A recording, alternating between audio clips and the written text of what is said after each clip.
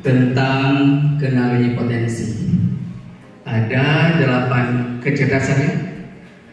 Kecerdasan macam yang pertama cerdas visual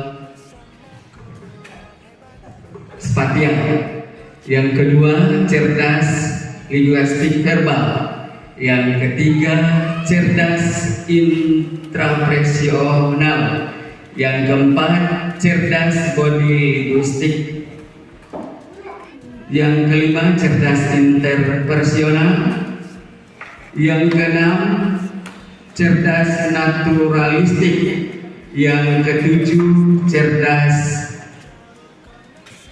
logikal matematikal, yang terakhir cerdas moral eksistensialis. Di sini ada tentang, kira-kira Bapak Ibu guru sudah paham yang sana ya, 8 kecerdasan. Kita lanjut ke mengenali 3 gaya belajar siswa. Yang pertama gaya belajar visual. Poinnya lebih mudah mengingat informasi dalam bentuk gambar, grafik, warna atau tulisan. Yang kedua senang membaca dan mencatat. 3 tertarik pada tampilan visual seperti diagram, meme, map, video, ilustrasi atau slide presentasi. Yang keempat saat memahami pelajaran cenderung membayangkan dalam pikirannya. Strategi pembelajaran yang efektif digunakan gambar, peta konsep, video, infografik. Yang kedua, ajak murid membuat catatan warna-warni, bitmap atau sketsa. Gaya yang kedua yaitu gaya belajar auditori. Lebih cepat paham jika informasi disampaikan secara lisan, senang berdiskusi, mendengarkan penjelasan atau mendengar suara guru. Yang ketiga, mudah mengingat informasi yang didengar seperti lagu, cerita atau percakapan. Yang keempat, cenderung mengulang informasi dengan cara mengucapkannya. Strategi yang kita gunakan yaitu gunakan diskusi, tanya jawab, rekaman suara, lagu edukatif. Yang kedua, dorong murid untuk menjelaskan kembali materi dengan kata-kata sendiri. Terus gaya yang terakhir yaitu gaya belajar kinestetik. Belajar lebih efektif dengan menyentuh, bergerak atau melakukan langsung.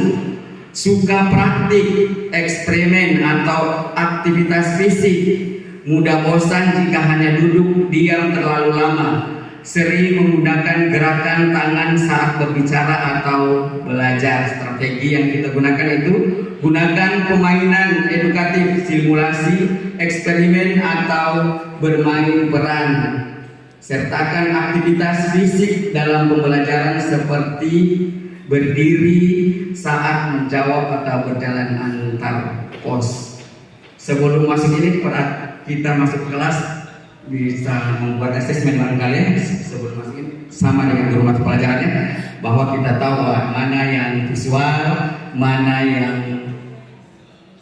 auditori, mana yang kinestetik. Lanjut. Di sini ada berapa pertanyaan kira-kira masuk ke mana gaya belajar siswa.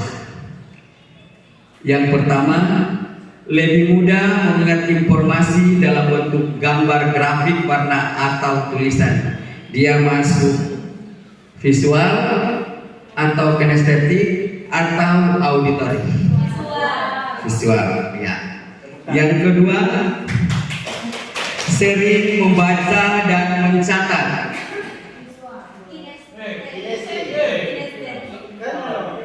Coba.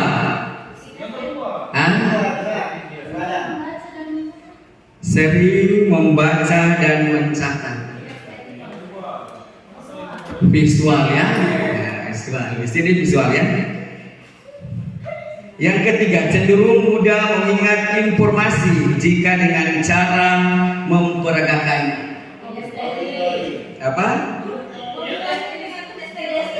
Kinestetik. Ya, mantap. Berikut mudah mengingat informasi yang didengar seperti lagu, cerita, atau percakapan. Berikut lebih cepat paham jika informasi disampaikan secara lisan. Auditory.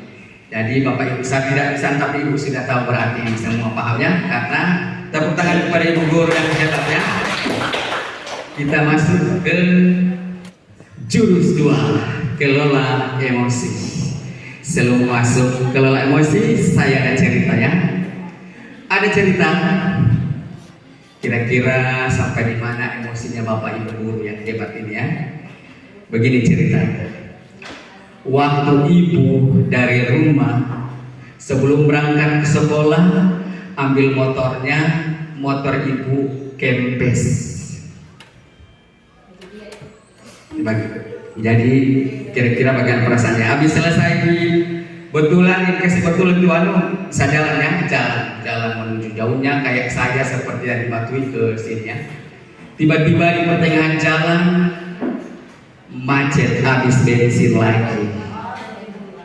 Bagaimana perasaan ibu tentang emosian? Setelah didapat bensin jalan lagi ya. Sampai di sekolah sudah lambat. Nah pada waktu itu ibu sebagai guru piket, banyak siswa yang lambat dan kasusnya banyak ya. Dan bagaimana ibu menangani tersebut dengan emosi yang ada sekarang ibu. Kemudian ibu masuk ke kelas. Sampai di kelas ada lagi siswa sementara mengajar, ada siswa yang baru masuk tapi langsung nyelonong masuk ya tanpa disuruh. Bapak panggil, bapak ibu panggil, tapi siswa tersebut melawan. Bagaimana perasaan ibu sekarang? Dan kemudian lantaran berambil-ambil baku adu, terpaksa anak itu disuruh masuk ya, karena ibu guru langsung kasih masuk.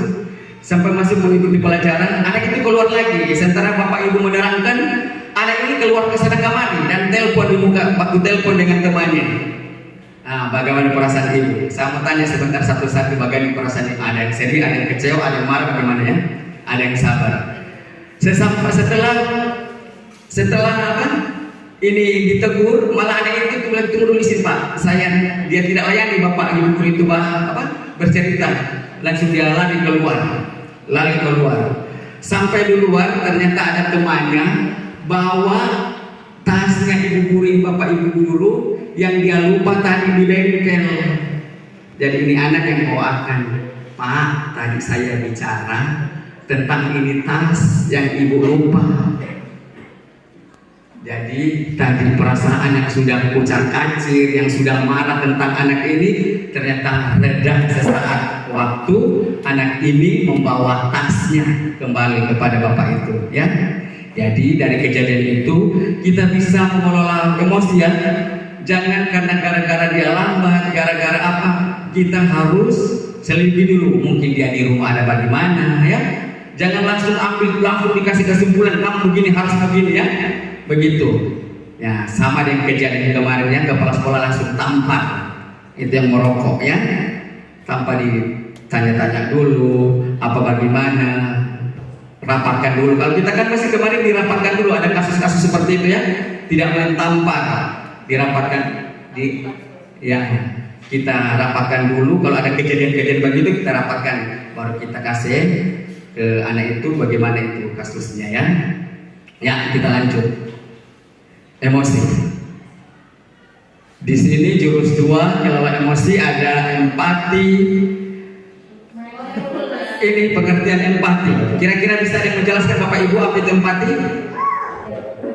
Kepedulian, peduli kepada siswa. Kalau mindful apa itu? Mindfulness ya, yang tahu bahasa Inggris saja atau bahasa Inggris ini.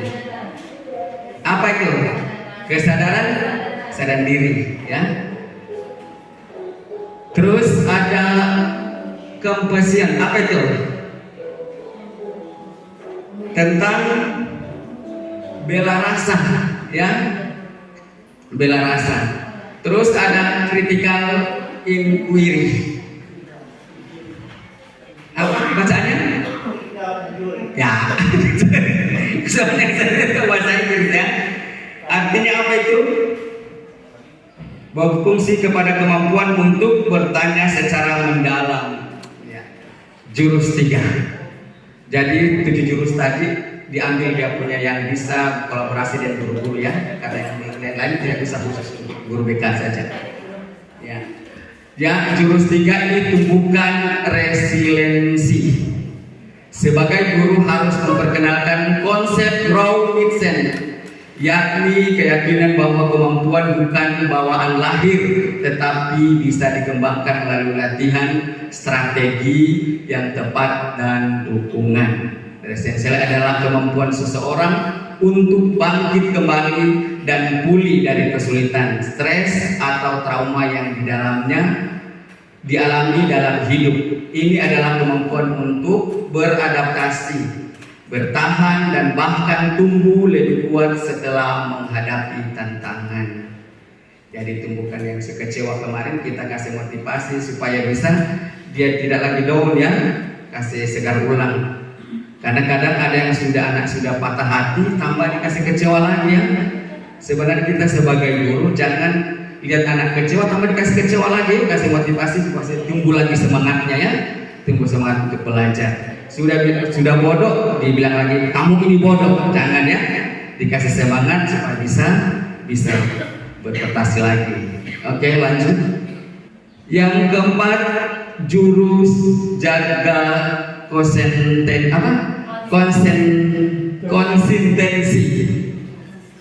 konsistensi mata, soalnya di mata kabur ini.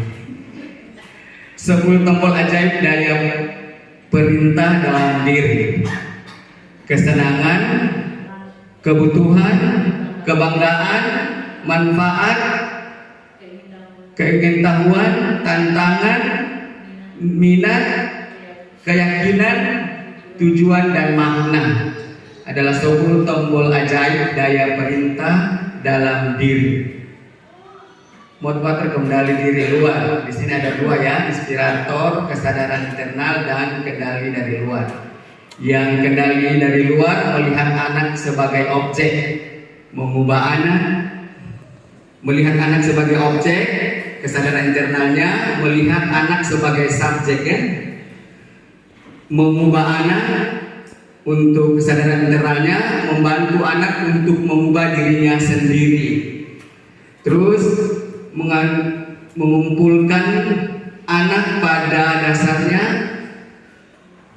apa itu? Yang ini mengumpulkan anak pada darinya negatif, malas dan tidak mau belajar. Orang tua berperan untuk menjadikan positif. Terus untuk kesadaran internalnya berasumsi pada dasarnya anak itu sudah punya modal. Pada dasarnya anak adalah pembelajaran sejati. Orang dewasa hanya perlu menjaga dan menumbuhkannya. Terus kendali dari luar, anak diperlakukan seperti mobil mogok yang harus terus ditarik dari depan dan didorong dan belakang. Anak itu mobil super canggih yang bisa jalan sendiri lagi. Kita hanya perlu memahami tombol-tombol untuk menjalankannya. Berarti kalau memang ada yang positif tinggal diarahkan ke sana ya. Terus mendidik seperti mengisi ember kosong sampai penuh dan luber. Mendidik adalah menyalakan dan memelihara apinya agar tetap menyala dan membesar. Jadi sebagai guru menjaganya itu bagaimana dari bawah sampai bisa berhasil ya. Berceramah, memberikan pengetahuan, menginspirasi agar anak mampu memotivasi diri. Terus yang terakhir, taat saat ada yang mengontrol. Ada atau tidak ada yang mengontrol, tetap taat pada prinsip yang dipegang. kita masuk ke jalin koneksi. Nah, di sini banyak antara guru dan guru BK, di sini banyak ya, di sini ada kolaborasi. Jalin koneksi dan koreksi dengan segitiga restitusi, menstabilkan identitas, menjelaskan bahwa setiap orang pernah melakukan kesalahan dan kesalahan tersebut bukan merupakan identitas mereka. Ini membantu siswa untuk merasa lebih aman dan tidak merasa malu. Maksudnya ini bagaimana? Menjelaskan bahwa setiap orang pernah melakukan kesalahan dan kesalahan tersebut bukan merupakan identitas mereka. Ini membantu siswa untuk merasa lebih aman dan tidak merasa malu. Maksudnya ini bagaimana? Ya, kita harus memahami siswa tersebut ya. Jangan lagi yang ada kekurangan kita kasih tidak nyaman. Ya, ini berarti harus menyenangkan dan menggembirakan anak-anak ya.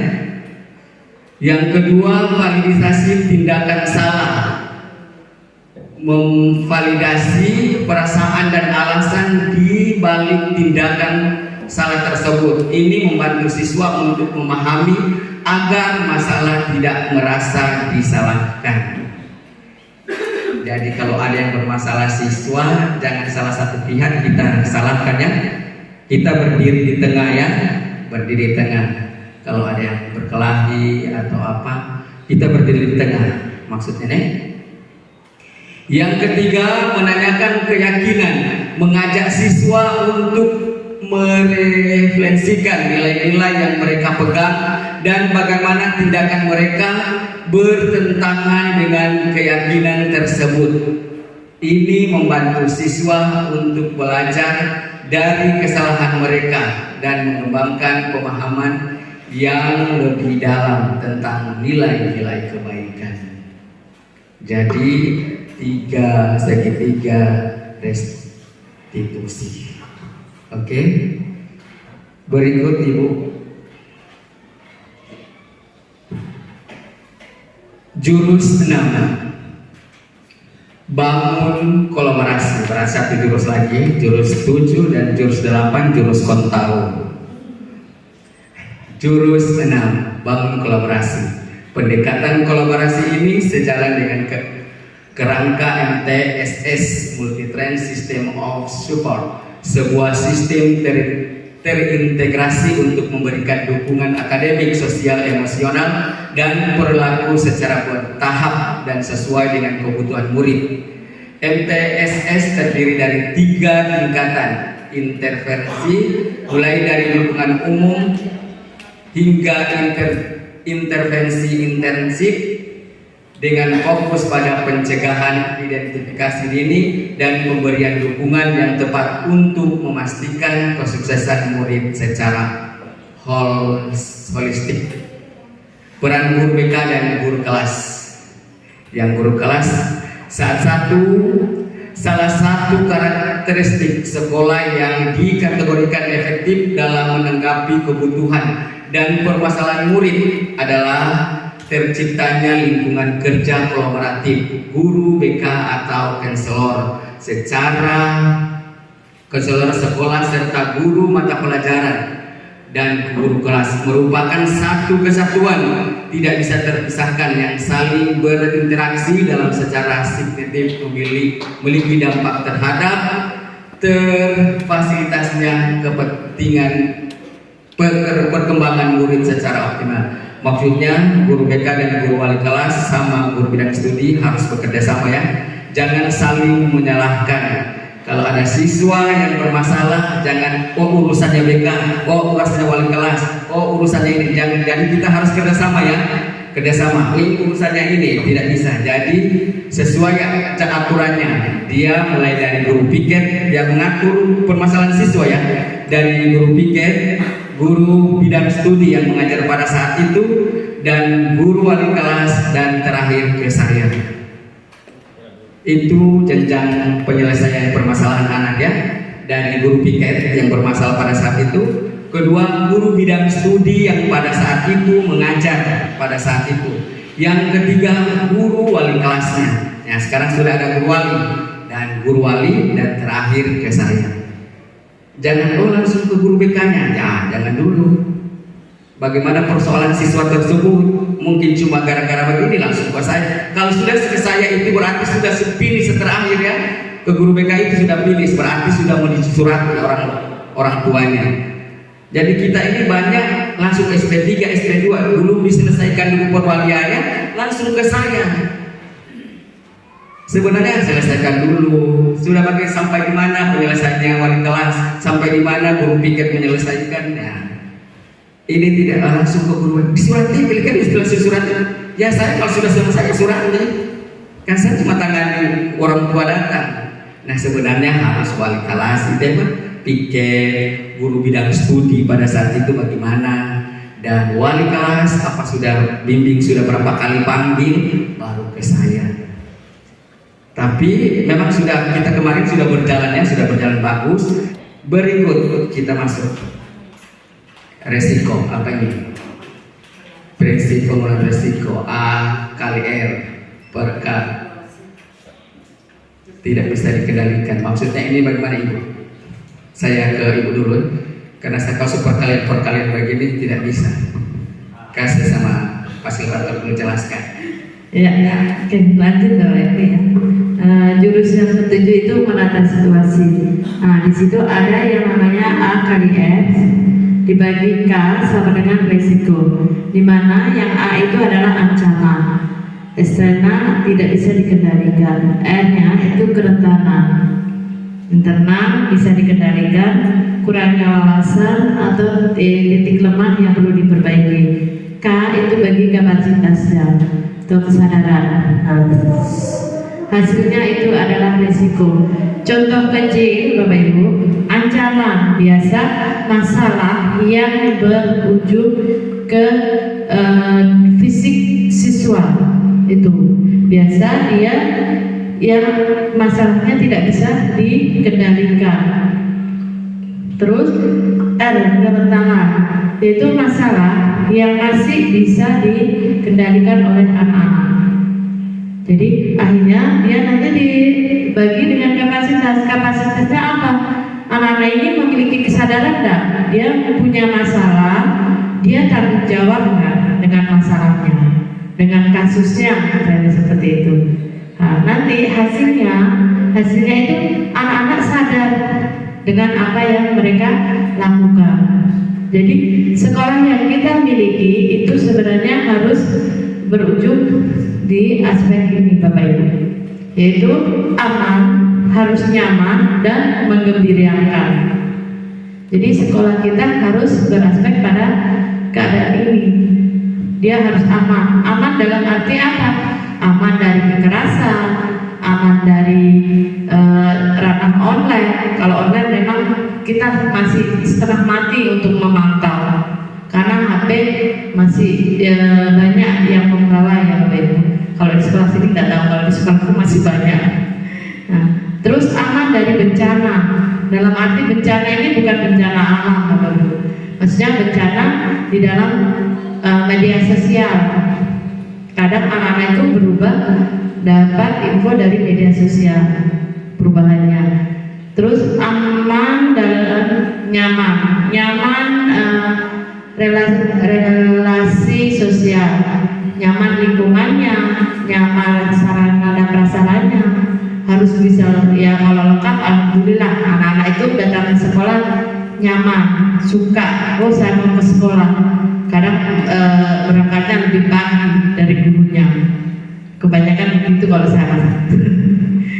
Terus yang terakhir mengembirakan Bapak Ibu, sebenarnya yang sebelah sini ya itu mengembirakan dalam arti dia situasi keadaan itu harus pembelajarannya atau dalam aktivitasnya itu anak-anak itu menyenangkan.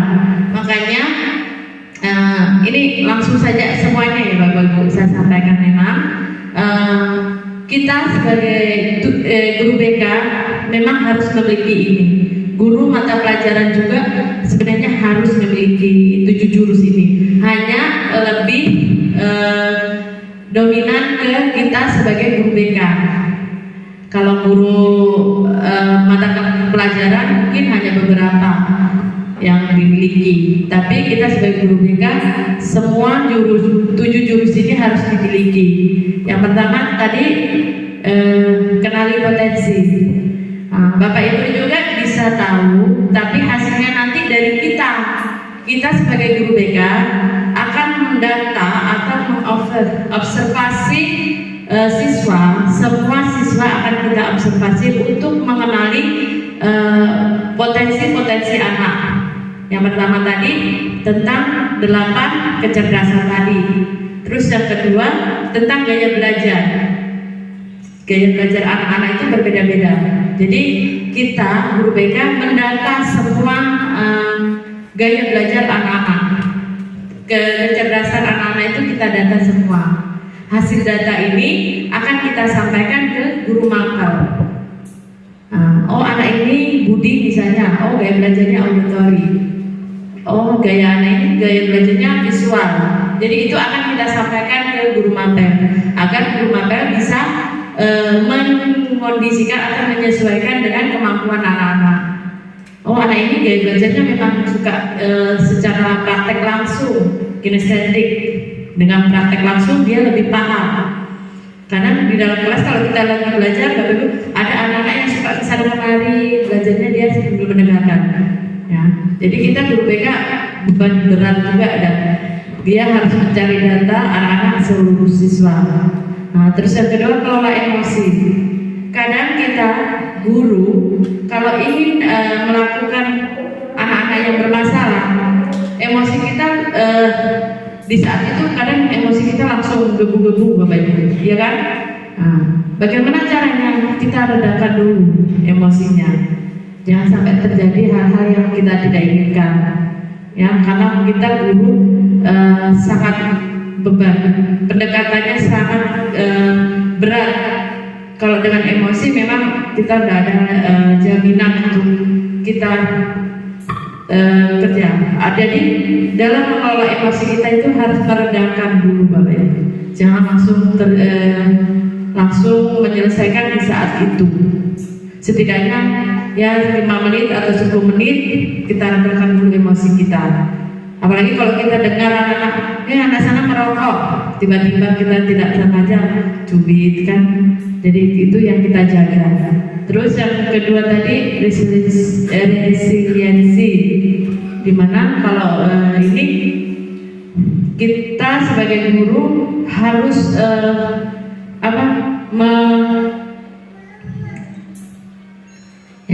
kita sebagai guru harus memperkenalkan namanya consideration, yaitu keyakinan bahwa kita mampu untuk melakukan perkembangan kepada peserta didik. Jadi kalau kita memberikan bimbingan ke anak-anak, Bapak Ibu, kita mempunyai ini, ya, resiliensi. Karena apa?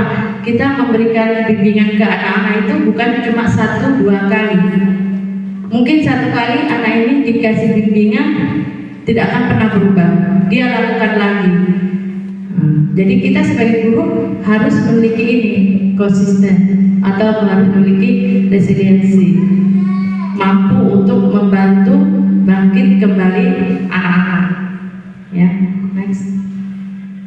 Nah, untuk jaga konsistensi. Nah, di dalam jaga konsistensi ini ada namanya 10 tombol ajaib. Anak-anak juga memiliki ini. Dia harus merasa senang dalam pembelajaran. Dia harus ingin tahu tentang pelajaran yang diikuti. Semua harus dimiliki oleh anak-anak. Bukan hanya kita juga kadang ingin tahu apa yang guru lain lakukan. Kadang guru lain ingin tahu apa yang kita lakukan perubahan anak. Kalau misalkan kita banyak guru-guru yang mungkin saling tadi yang namanya kolaborasi, bekerja sama, karena kita dalam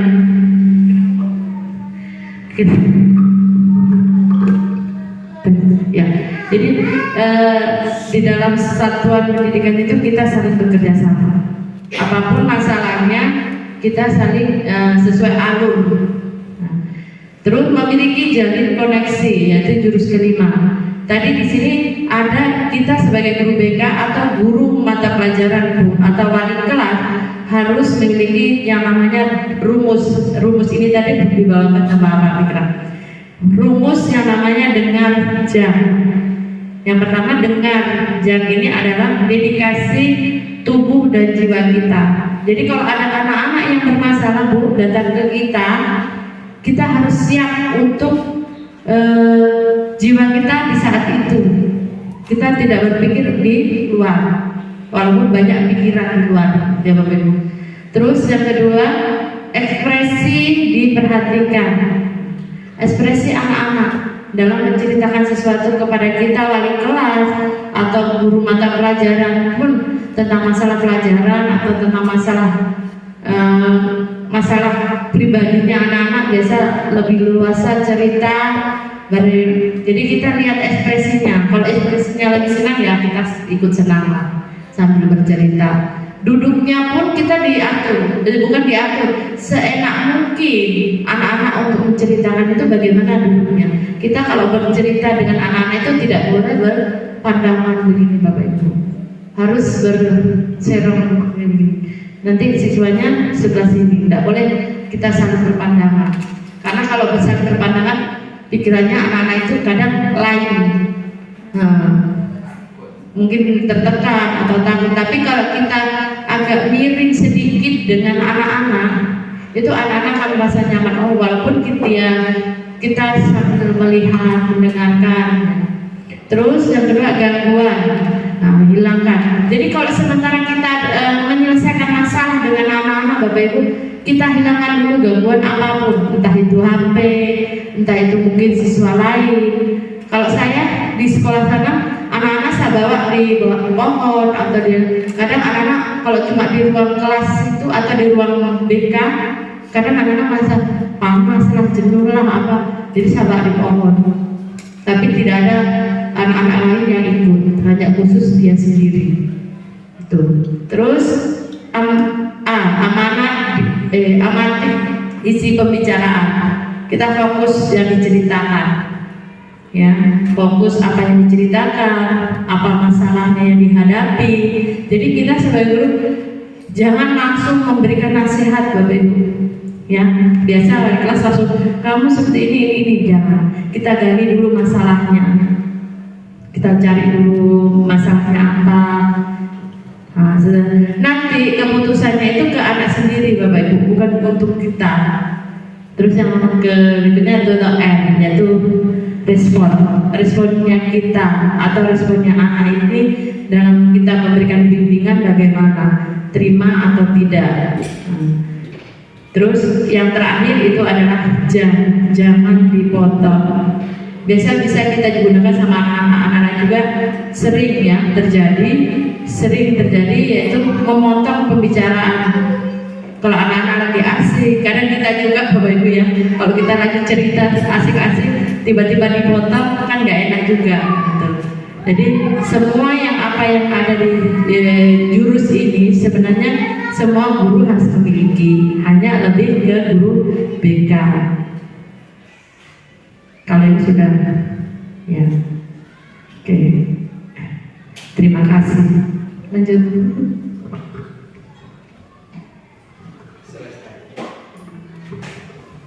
Ya, terima kasih dari Ibu tadi 7 jurus BK yang telah sampaikan bersama pendamping saya Ibu Ririn. Kalau ada yang mau ditanya silakan bertanya. Kebetulan ada pendamping di sini.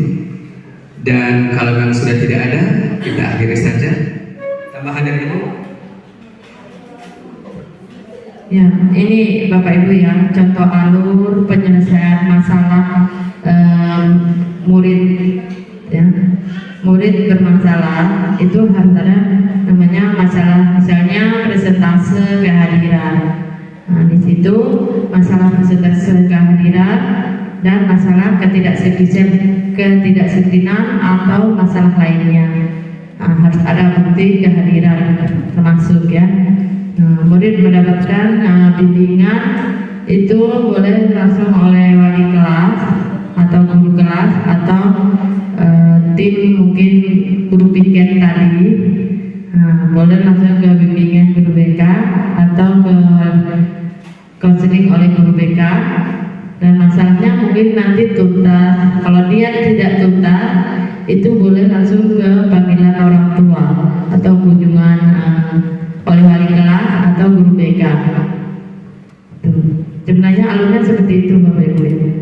Jadi wali kelas bukan tidak bisa menyelesaikan, hanya kebanyakan anak-anak memang tidak ada perubahan.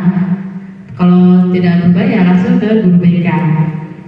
Guru BK belum melakukan panggilan Bapak Ibu, melakukan bimbingan dulu selama berapa hari. Mungkin ada 7 hari, kalau selesai kadang 7 hari melakukan bimbingan. Kalau memang anak itu tidak ada perubahan ya kita lempar lagi ke wakasai kesiswaan itu. Tapi kalau sudah yang masalahnya atau kasusnya yang sudah kita kan dalam tata tertib itu ada poin-poin kasusnya. Jadi masalah yang ringan masih kita bisa. Tapi kalau sudah masalah yang berat, itu bisa kita bicarakan langsung ke wakasai kesiswaan atau kepala sekolah. Tuh. Kalau cuma masalah alfa bolos sih kayaknya masih ringan ya. Jadi masih mudah-mudahan masih bisa kita selesaikan dulu. Gitu. Itu sih saran saya. Ya. Berdiri dulu semua, kita di depan masuk di dalam. Masuk di dalam sini, jaga diri di sini. Ferry di belakang. Ayo. Semua. Kamera kita. Sini. Maka akan diambil gambar ya.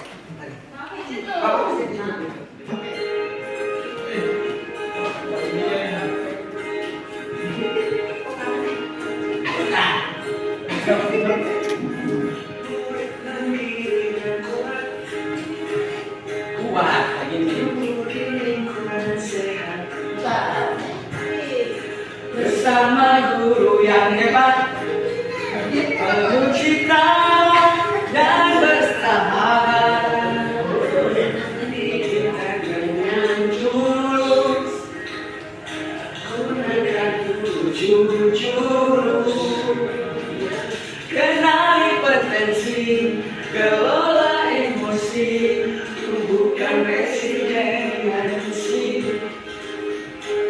jaga sensasi dan jalin koneksi, membangun kolaborasi dan menata situasi.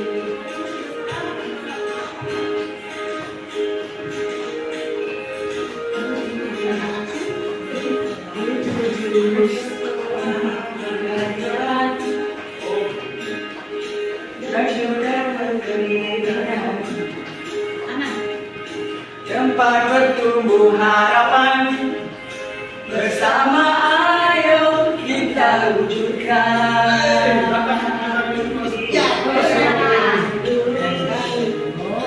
Gunakan jujur, kenali potensi, kenala emosi, tumbuhkan resiliensi, jaga konsentrasi dan koneksi, membangun kolaborasi dan menata situasi.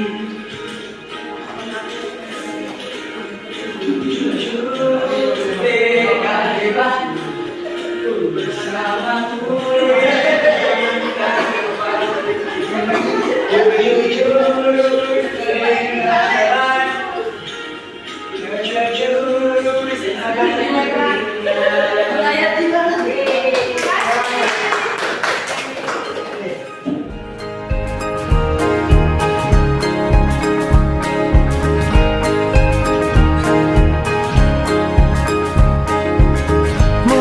mandiri dan kuat, tumbuh di lingkungan sehat, bersama guru yang hebat, penuh cinta dan bersahabat, mendidik dengan tulus, gunakan 7 jurus.